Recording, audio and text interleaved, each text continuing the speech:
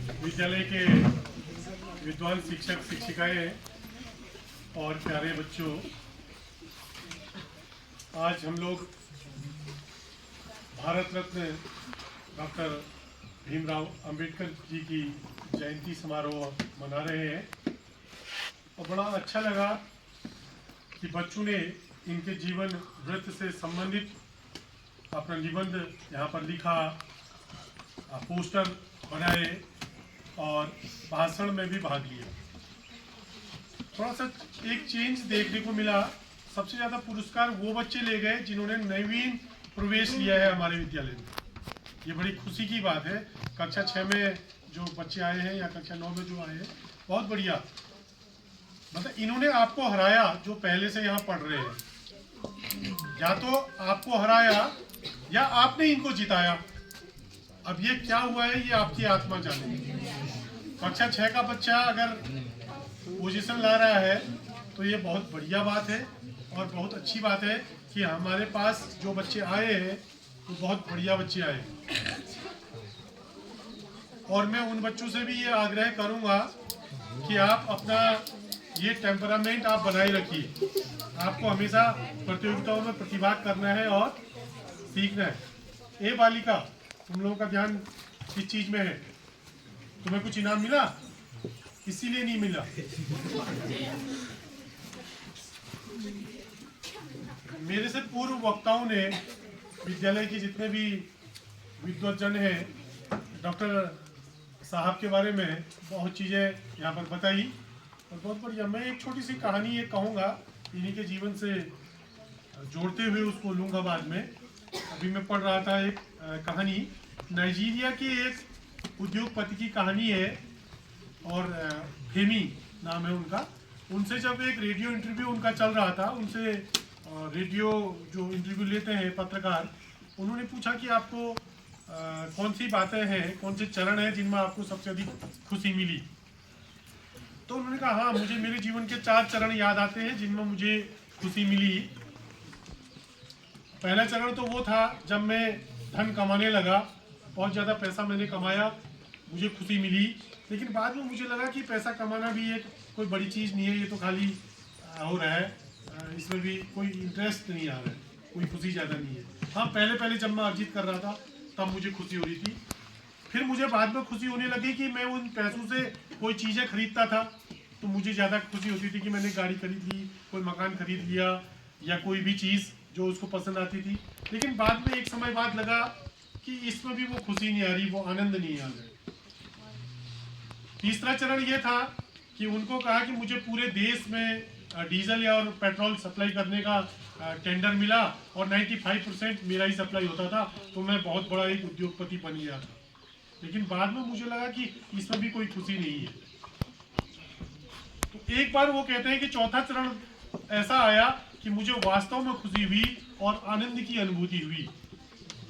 एक वो चरण कौन सा था? उन्होंने कहा कि मेरा एक दोस्त आया और दोस्त ने कहा कि कुछ दिव्यांग बच्चे हैं जो चल फिर नहीं सकते हैं, उनके लिए व्हील चेयर की आवश्यकता है, 200 बच्चे लगभग होंगे और ये व्हील चेयर दे दो। तो उसने कहा ठीक है, ये 200 ये पैसे ले जाओ, आप व्हील चेयर खरीद करके दे दो उन बच्चों, क्योंकि पैसा तो उनके पास बहुत था। लेकिन उन्होंने कहा कि इसी शर्त पर मैं ये खरीदूंगा कि आप इसको वितरित करते समय आप वहाँ आएंगे स्कूल में। तो वो गए और उन्होंने 200 व्हील चेयर खरीदी और उन्होंने बांटी। तो उनका ये कहना था, उन व्हील चेयरों को देख के जो उन बच्चों के मन में खुशी हो रही थी, मेरे को एक असीम आनंद की प्राप्ति हो रही थी कि जो वंचित थे, जिनके पास चीजें नहीं थी, उनके लिए कोई चीज दी, उसको उसकी जरूरत थी और उनको प्राप्त करते हुए उनके चेहरे पर जो खुशी आ रही थी, उससे मुझे एक आनंद की अनुभूति हुई। और ये सब बांटने के बाद जैसे ही मैं जाने लगा, एक बच्चे ने मेरा पाँव पकड़ लिया, उन्हीं बच्चों में से जो दिव्यांग थे। और मैंने पूछा कि बेटा कोई और चीज की आवश्यकता है जो आप मेरा पाँव पकड़ रहे हैं? तो उस बच्चे ने कहा, नहीं मुझे और चीज की आवश्यकता नहीं, आप थोड़ा अपना चेहरा नीचे झुका लीजिए, मैं आपका चेहरा देखना चाहता हूँ। उन्होंने कहा, इसकी क्या जरूरत है? बोले, स्वर्ग में जब आपसे मेरी मुलाकात होगी, मैं वहां भी आपको पहचानूंगा कि आपने हमारी इतनी अच्छी मदद। तो उसने कहा मुझे जो ये आनंद मिला, ये आनंद सबसे बड़ा आनंद, ये खुशी सबसे बड़ी खुशी थी कि आप ऐसा काम करके जाइए, जब आप उस लोक में जा रहे हैं तब भी इस लोक में आपको याद किया जाएगा आपके द्वारा किए हुए कार्यों के लिए। और आज उन्हीं बाबा साहब अंबेडकर को उनके द्वारा किए गए कार्यों में, वो तो आज उस लोक में है, देवलोक में, हम याद कर रहे हैं, हम उनको नमन कर रहे हैं कि उनके द्वारा जो संविधान सभा में जो ड्राफ्टिंग की गई, जो संपादिता की गई, और वो आज के समय में भी सटीक बैठ रहे हैं वो नियम, वो कानून, वो संविधान। तो हम लोगों को भी कुछ ऐसा काम करना है कि जब हम वहां चले जाएं तो लोग वहां हमारा चेहरा याद रखें। यहाँ तो सबको ही याद रख रहे हैं, लेकिन हम क्या काम कर रहे हैं? बहुत शर्म भी, मुझे खुद पर शर्म आ रही है। खुद पर शर्म इसलिए आ रही है कि मैं खुद ही शर्मिंदा हूँ। परसों आपको जब कहा कि आपको ये ऐसे कंपटीशन होना है, ये भाषण होना है, ये पोस्टर होना है, उसके बावजूद भी आपने तैयारी नहीं की।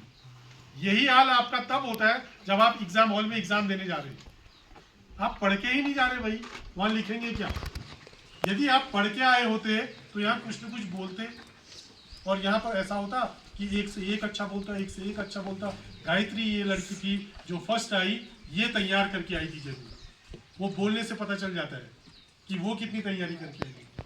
और एक चीज का आप ध्यान रखिए कि बोलने से ही व्यक्तित्व का विकास होता है।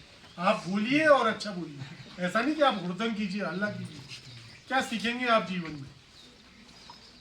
तो इन महापुरुषों के जीवन से, जैसे कहा कि इन्होंने दलित वर्ग के लिए, वंचित शोषित वर्ग के लिए जो कार्य किया, इनको आज भी याद किया जा रहा है। ऐसा ही कुछ हम अपनी ओर से हम काम करें, अपने समाज के लिए ऐसा काम करें कि हमें हमारा समाज याद रखे, हमें आपका परिवार आपको याद रखे, आपका गांव आपको याद रखे, आपका समाज आपको याद रखे, आपका विद्यालय आपको याद रखे। जब आप कुछ बन जाएं तो आपको याद रखें। तो हम अपना अगर प्रयास करेंगे, जैसे टमटा जी ने पहले ही कहा कि लहरों से डरकर नौका पार नहीं होती, कोशिश करने वालों की हार नहीं होती। यदि हम कोशिश करेंगे तो हमें जरूर सफलता मिलेगी। इन्हीं शब्दों के साथ अपनी वाणी को विराम देता हूँ और